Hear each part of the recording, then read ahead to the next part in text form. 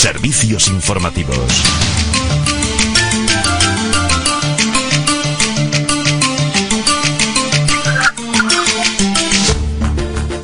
Hoy tenemos al habla a Carmen Lobelle, directora de Libertad FM, anterior Radio Libertad, donde más años ha dedicado su vida a la comunicación. Fue elegida parlamentaria gallega en la primera legislatura en 1981 por Alianza Popular, senadora en la segunda legislatura elegida por el Parlamento de Galicia en 1982 y posteriormente primera alcaldesa de Verín, secretaria general de la agrupación Ruiz Mateos en los años 90 y vicepresidenta del Club de Fútbol Rayo Vallecano de Madrid durante 7 años. Carmen, buenos días. Gracias por aceptar esta entrevista para Informativos de Radio Morata. Hola, buenos días, Araceli. ¿Cuánto tiempo sin escucharte? Espero reiniciar el escucharte tan a menudo. Son años que nos conocemos y veo que tú sigues con el entusiasmo de siempre en la radio. Así que pues muchas gracias por acordarte de esa Carmen Lobelle que acabas de describir. Por cierto, fui alcaldesa antes que diputada, que senadora, etcétera. No posteriormente, lo fui antes. Es lo mismo porque todo es pequeña historia de mi vida, pero el cargo en el cual inicié mi andadura en la política fue precisamente en una alcaldía. Creo que esto es una radio municipal, con lo cual me suena de maravilla. Muchísimas gracias, Araceli. Pues sí, Carmen, fuiste la primera alcaldesa, ¿no? Porque la primera mujer alcaldesa. Sí. A ver, fueron unas circunstancias especiales, coincidió así.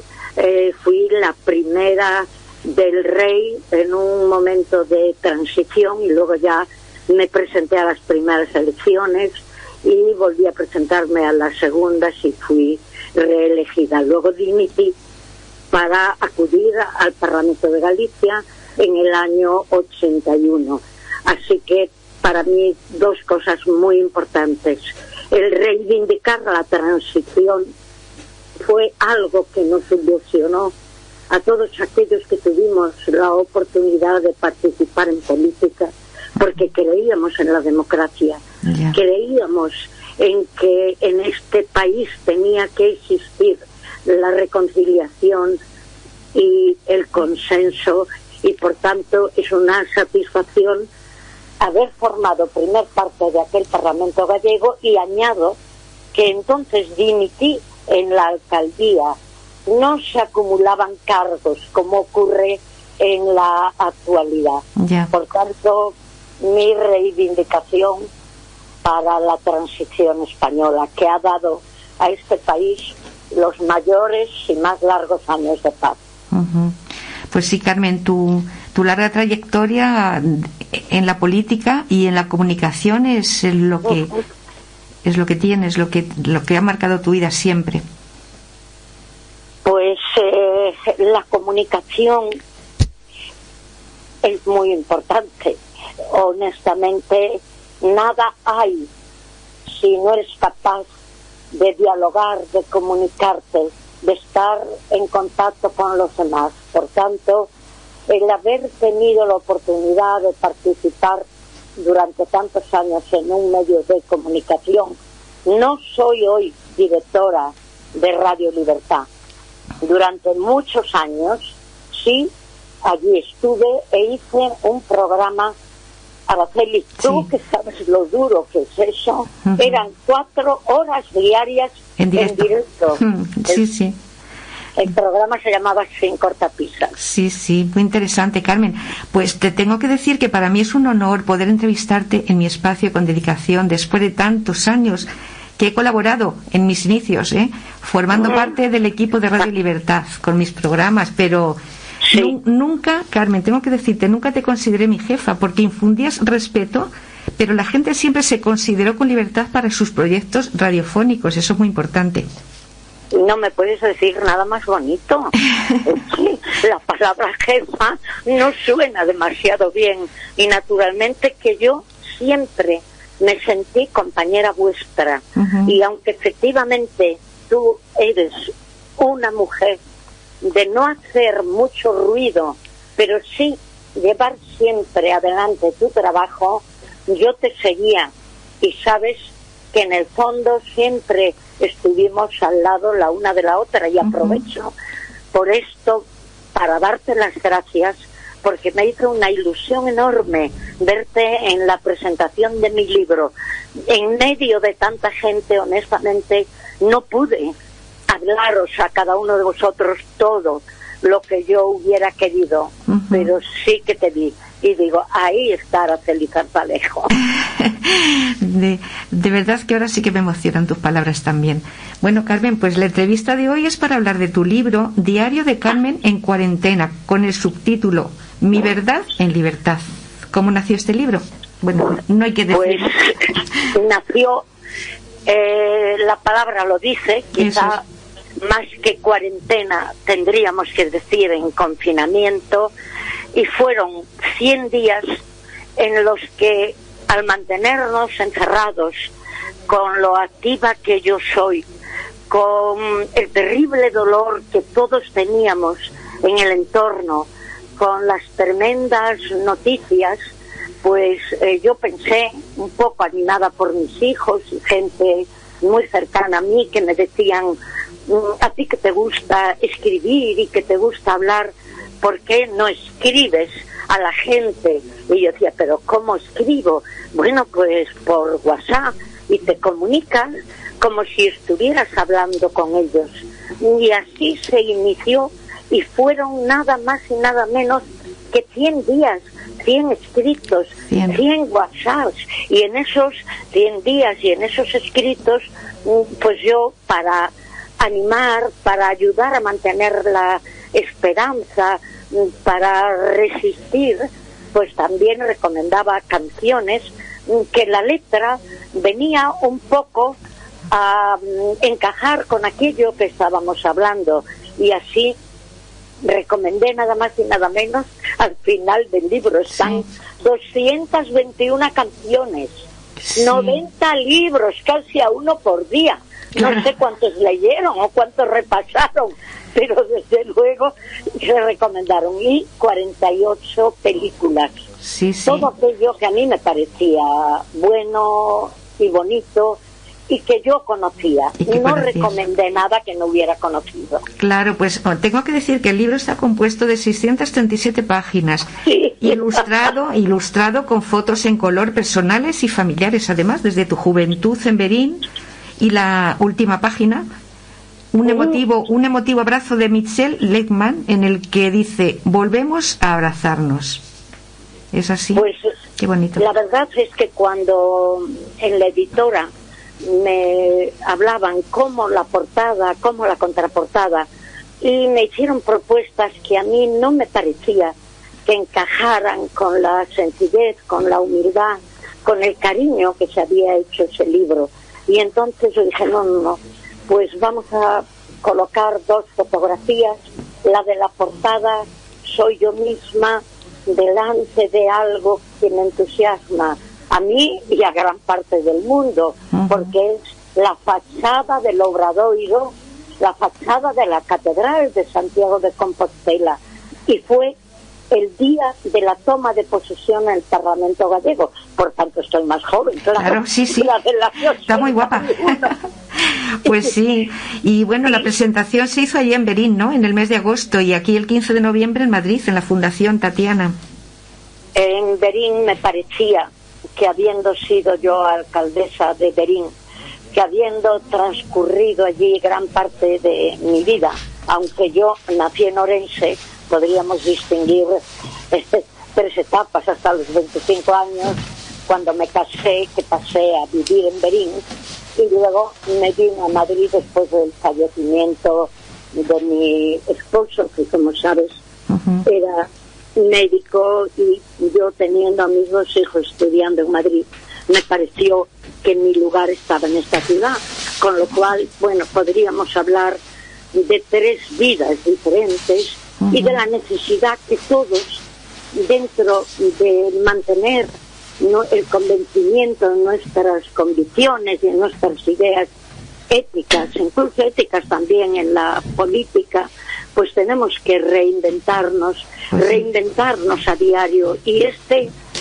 sentimiento también anidaba en mí en el momento en que yo escribía cada día. Al principio, pues esos WhatsApps, que cada uno es un capítulo del libro, iban dirigidos, pues yo sé, a 100 y pico personas, a las que yo tengo en mi listado en torno a las 200, pero luego unos lo reenviaron a otros y estos a otros, y la verdad es que fue creciendo de una manera exponencial, grandísima, y yo recibía a la vez muchísimos mensajes que me comentaban lo que se decía y también me comentaban lo que estaba ocurriendo, porque como me ha dicho una periodista, pues la verdad podríamos decir que son unas crónicas cotidianas de momentos extraordinarios. Efectivamente. Ahí está lo que estaba ocurriendo en aquel momento. Exacto. Pues sí, es como una especie de reflexión en cuanto a la política actual también durante el confinamiento por causa del COVID, claro. Claro, porque yo aportaba datos de distintos medios de comunicación, y la verdad es que entretenida estuve, porque entre escribir y leer a Araceli me leía varios periódicos al día, los españoles, todos los importantes, y luego algunos de fuera también, para ver la verdad que a veces se dice de forma más objetiva desde medios de comunicación extranjeros que no están mediatizados por una serie de cuestiones, con lo cual ahí están también las portadas de casi todos los días de los distintos periódicos. Muchos datos, aunque de los datos, sobre todo los relativos a fallecimientos, escapaba un poco, porque si intentas resistir, si intentas tener esperanza, honestamente a veces no nos la transmitían. Daban ganas de decir, confinada estoy, pero hecho a correr no vuelvo. Ya. Pues a ver si, bueno, conseguimos, de momento hemos conseguido algo, salir de ahí, pero a ver si ahora vamos por el buen camino, porque también las cosas están un poco complicadas en cuanto al COVID. Y tan complicadas, se conocen más de la enfermedad, pues ya hay un porcentaje muy elevado, hay que reconocer, muy elevado en este país de la vacunación. Hoy es la pelea de si se puede obligar a vacunar o no, la exigencia de los diferentes certificados, pero también siguen ocurriendo cosas verdaderamente graves, porque creo que son declaraciones de ayer o de anteayer de la actual vicepresidenta segunda del gobierno, ministra de Trabajo ya entonces y en la época del COVID, que dice que ella ya conocía que iba a ocurrir esto, que había que tomar medidas, que ella las propuso, pero que en el gobierno le dijeron que era alarmista. La verdad, alarmarse alarma uno al ver declaraciones de este tipo. Claro, pues seguramente que te recorrió un escalofrío a ti por el cuerpo cuando tan solo un día antes nada más del 8 de marzo, que se tomó la decisión del confinamiento, habías asistido a una cena donde asistieron cientos de personas, ¿no? Provenientes de Galicia, entre otras. Ay, amiga mía, mi querida locutora, hace lo que algunos no hacen cuando entrevistan sobre un libro, que les dan unas notas y no conocen el libro. Tú te lo has leído porque eso está efectivamente en el libro. Pasé un miedo terrible que disimulaba, incluso pues no se lo conté a mi familia, y Rubén Ríos, que es una persona muy querida para mí, que tú lo habrás visto en la presentación del libro, porque era el coordinador, estaba conmigo en esa cena, porque es una cena que de gallegos en Madrid, de la Orden de la Vieira, se hace cada año, y son cientos de personas las que asisten. Y este año justo se hizo el día anterior, pero claro, si a los organizadores ni a nadie nos habían advertido, allí estuvimos, y luego las noticias de los días siguientes era que la gente iba cayendo poco a poco. De mi misma mesa quedamos sin coger el COVID 2 personas. 2 nada más de todos. 2 nada más, el propio Rubén y yo misma. Fue una cosa tremenda, y ahí sí que la responsabilidad es de las autoridades administrativas, llamémosle gobierno, llamémosle otra cosa, pero el pueblo no estaba advertido, y quienes organizaban no le suspendieron el acto, ni le dijeron que no podía ser. Por lo tanto, al miedo que había en todo el entorno, yo añadía el mío personal. El tuyo. Claro. Pasado el tiempo, Rubén me contó: oye, ¿no te extrañaba que yo te llamaba mucho y hablaba de cualquier cosa? Pero lo que quería saber es que estabas bien, porque no me atrevía a decirte, porque claro, la mayor parte eran gallegos, entre ellos uno de los consejeros que había asistido, y muchísimas personas. Pues imagínate, claro, las personas que se contagiarían en la manifestación de después. Claro. ¿Cómo pudieron hacer esa manifestación? Ya. Bueno, pues esto ya ha pasado, y a ver qué. Bueno, ahora vamos a ir al último capítulo de tu libro, el 21 de junio de 2020, día 100 de confinamiento y último día. Una noche menos, un día más, es lo que dices, ¿no? En este capítulo final. Sí, es que ese una noche menos, un día más, era como leitmotiv de cada uno de los días. Mi hijo era el que me había dicho: incluye esa frase, mamá, porque él es una persona que en realidad siempre mantiene el ánimo aún en los momentos más difíciles, y me comentaba: una noche menos, un día más. Y entonces yo lo colocaba siempre o casi siempre, y como no, también en el último día. Y ese último día me pareció que tenía que resaltar por encima de todo, una vez más, la idea de la amistad. Porque sí, aquello viejo de que el que tiene un amigo tiene un tesoro, no es nada, no define perfectamente lo que es un amigo. El familiar, el amigo, son nuestro sostén, nuestro pilar. Y por eso las canciones que yo elegí para ese último día fueron una de la gran cantante francesa Edith Piaf, el Gorrión de Aviñón, ¿verdad? Gorrión, qué bonita. Y eso es el Rian, como es el título ahora, que a veces se me van un poco las cosas. Bueno, pero es el Ne regrette pas, yo no me arrepiento, ella dice en la canción, y es algo precioso, porque dice: no me arrepiento ni del mal que me hayan hecho, ni del bien que yo le haya hecho a los demás.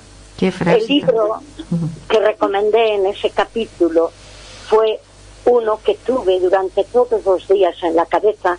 Lo tengo conmigo, lo tengo aquí, lo tengo en Berín, porque era el libro de cabecera de mi marido. Es El castillo de Saint-Michel de Aselmunter. Aselmunter era médico de pobres y de ricos, de la nobleza y de la gente más sencilla. Y claro, hay comentarios magníficos sobre ese libro, y uno de ellos, que es de Walt Whitman, me parece a mí que resume mucho y dice muchas cosas. Dice: quien toca este libro toca a un ser humano. Era pretencioso por mi parte el intentar creer que el libro es un ser humano, pero sí son los retazos de las vidas de muchísimas personas en esos momentos extraordinarios. Tú me decías la foto de la contraportada. La foto de la contraportada me emociona. Es quizá la primera persona a la que se lo voy a decir. Efectivamente se titula El abrazo. El abrazo. Es de una pintora europea que se llama Michel Lehmann. Yo lo tengo en mi casa desde que falleció mi marido, y es un abrazo apretado que a mí me parecía que eso significaba el para siempre, y por eso se dice volveremos a abrazarnos. Volveremos a abrazarnos. Estaba convencida, claro, que así claro, sería. Y así ha sido. Pues hay otra que dice: aprendiendo a ver las cosas cotidianas y la motivación para adoptar formas alternativas de vivir. ¿Crees que algo hemos aprendido dentro de esta difícil etapa? Deberíamos de haberlo aprendido. Yo ya no lo sé si en verdad ahora queda esa solidaridad que se vivió en aquellos momentos en que la gente se ayudaba una a otra, que intentabas conocer a tus vecinos, que intentabas saber si alguien vivía solo para que le ayudaran. La gente hacía la compra, a lo mejor para todos los vecinos de su misma escalera. Ese asomarse al balcón era naturalmente para aplaudir a los sanitarios, pero también para ver a quién tenías enfrente, a quién tenías cerca. Que no nos olvidemos de esa corriente de solidaridad que suele aparecer en los momentos difíciles, y que honestamente no nos dejemos llevar por las peleas cotidianas, por la lucha política, que a veces incluso no es nada edificante, y que sin embargo lo que procuremos es mantener esa alegría de conocernos, de vivirnos que tuvimos en aquel momento. Yo creo que sí, que algo hemos aprendido también a ser prudentes, ¿eh? Eso es algo muy importante, porque más que la mano del látigo, del castigo o de la multa, es la de la educación y formación de las personas en el sentido de la responsabilidad. Eso es lo que tenemos que intentar, ser responsables. Eso es. Totalmente de acuerdo, Carmen. Bueno, pues para despedirnos, ¿qué mensaje darías a nuestros oyentes, especialmente a los de Morata? Bueno, déjame que antes del mensaje yo diga y reconozca públicamente que conozco Chinchón, que lo tenéis al lado, sí, pero no conozco Morata de Tajuña. Pues lo conoce todo el mundo, Carmen. Quiero ir. Yo no he podido al final. No soy de esta comunidad, intento conocerla lo máximo posible, pero de verdad que yo estaré en Morata. Además me he enterado, yo me pongo a leer sobre Morata y veo palmeras, y decía, ¿cómo será que tienen una plantación de palmeras en Morata? Y de verdad que te digo, ¿cómo palmeras aquí? Bueno, entonces me puse a leer más y resulta que es palmeritas de Morata, y que hay una feria de las palmeritas y que se venden en 2 días 100.000 ejemplares de esas palmeras que claro son de pastelería. Son de pastelería, sí, y es que ahora coincide que es en estos días ahora la Eso fiesta. me han dicho, que es ahora en el mes de diciembre, y que son unas palmeras un poco más pequeñas que las que tenemos pues en todo Madrid o en cualquier otro lugar, y que el secreto un poco está pues en el hojaldre que las baña y en que las hacen muy bien. Sí, y luego, yo no sé qué es, pero desde luego que muy conocido ya, no sé qué decirte, casi en el mundo. Sí, dicen que el secreto está en su almíbar, pero bueno, el secreto lo tendrán los obradores, y lógicamente se lo quedarán para sí. Luego he visto también, y me parece muy interesante, que hay un museo de la molinería.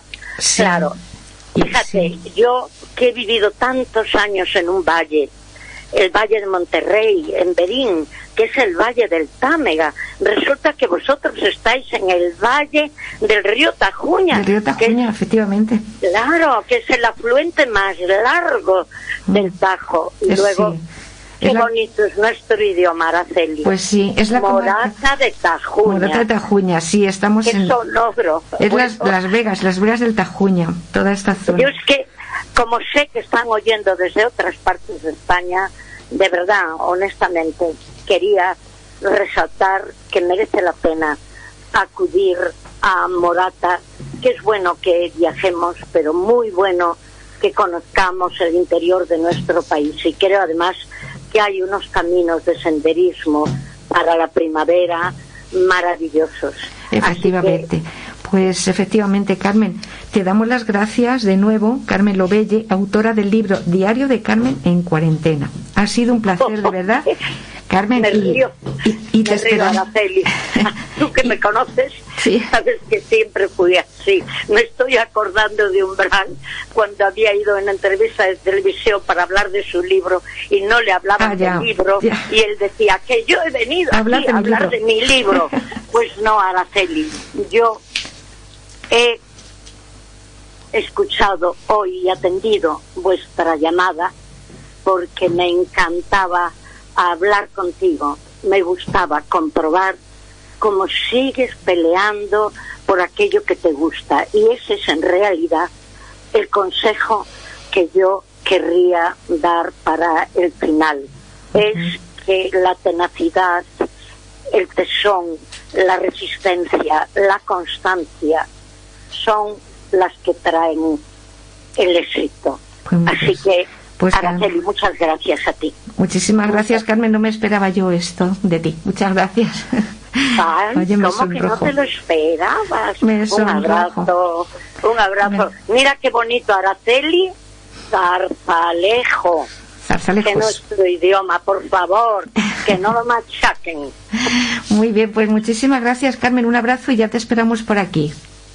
Gracias, un beso. Un beso.